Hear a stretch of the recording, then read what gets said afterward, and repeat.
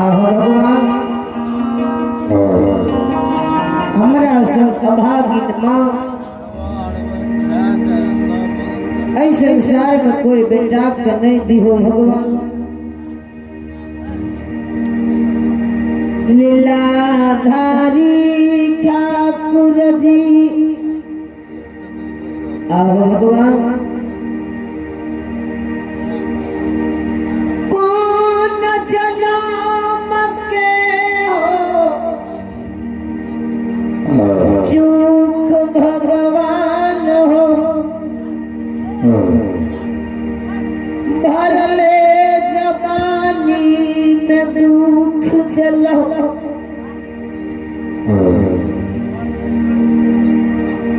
किया हमला गलिया बाबा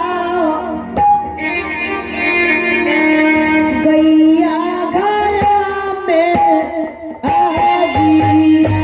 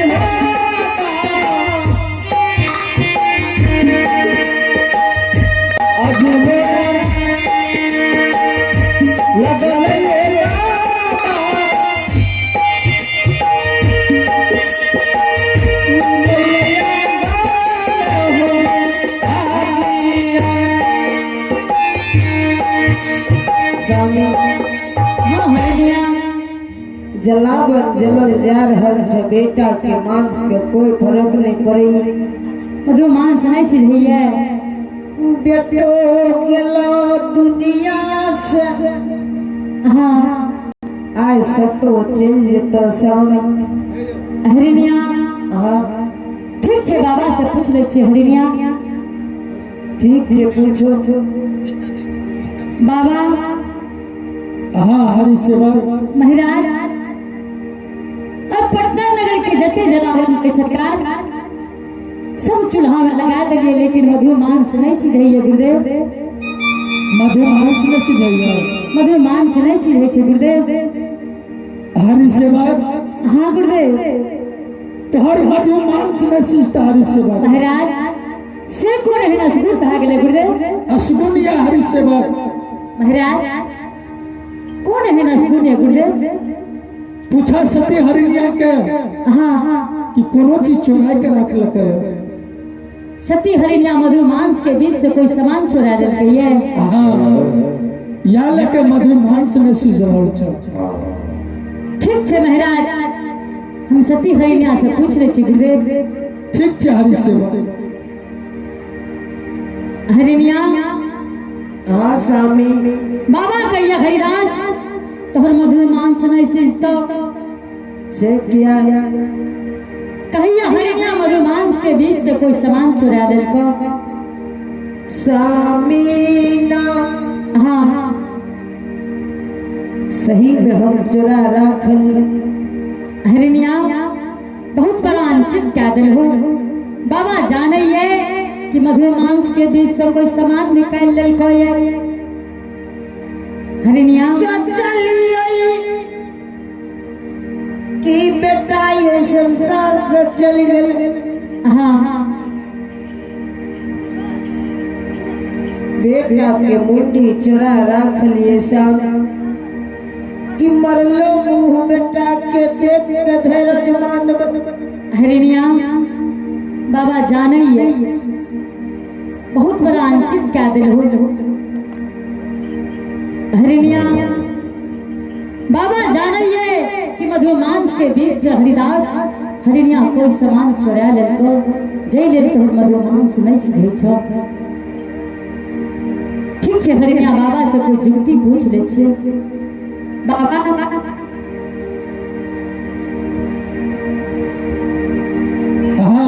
सेवा महाराज हरिदास दंड के भागी छे गुरुदेव। अपने संत कहलिए कि हरिदास मधुर मांस के बीच से कोई सामान चुरा लेलको ये सही में सती हरिणिया चुरा लेलके रे गुरुदेव। ए हरि सेवा हाँ गुरुदेव। अपने चीज में अपने चोर। महाराज अपने जे दंड देवे बर्दाश्त करबे गुरुदेव। ठीक छे हरि सेवक। हाँ महाराज। ओकरा उखली में चूर के हाँ मधु मांस के बीच में ओकरा मिला दो, मधु मांस सिद्ध जीता। महाराज की कहलिए कि जे वस्तु चोरल के ओकरा उखली में कूट के मधु मांस में मिला देते हाँ फिर मधु मांस सिद्ध जेते। सिद्ध जीता। ठीक छे गुरुदेव। अपने के जहिन आदेश हेते हरिदास करे ले तैयार छे गुरुदेव। ठीक छे हरि सेवक जल्दी करो। ठीक छे महाराज। हरिणिया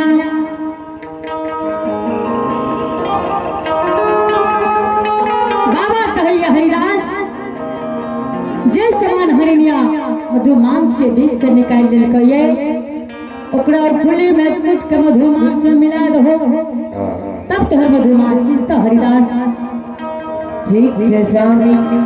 जल्दी से मिला दियो। बाबा गोसा भा रही है कि हरिदास अगर भोजन नहीं करेगा तो तोरा दरवाजा से चल जेबा। ठीक छे स्वामी। हे होया जब तलीला हौरा चलतई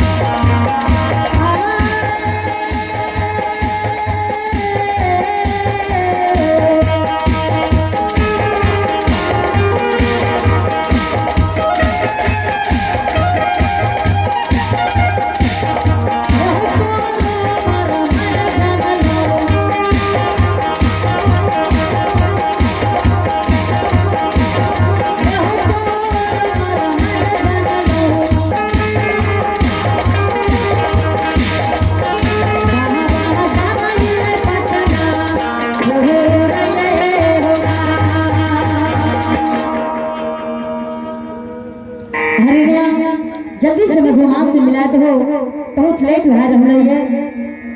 आहो भगवान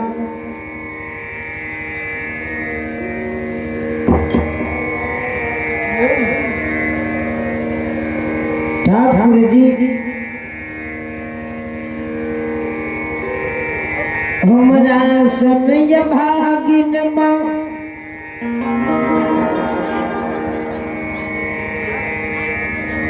कोई बेटा के भगवान नहीं दी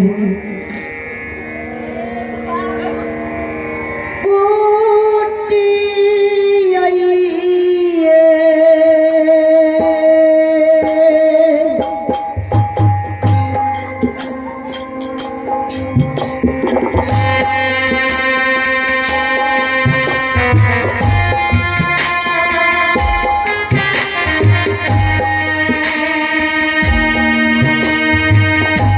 ओ धारा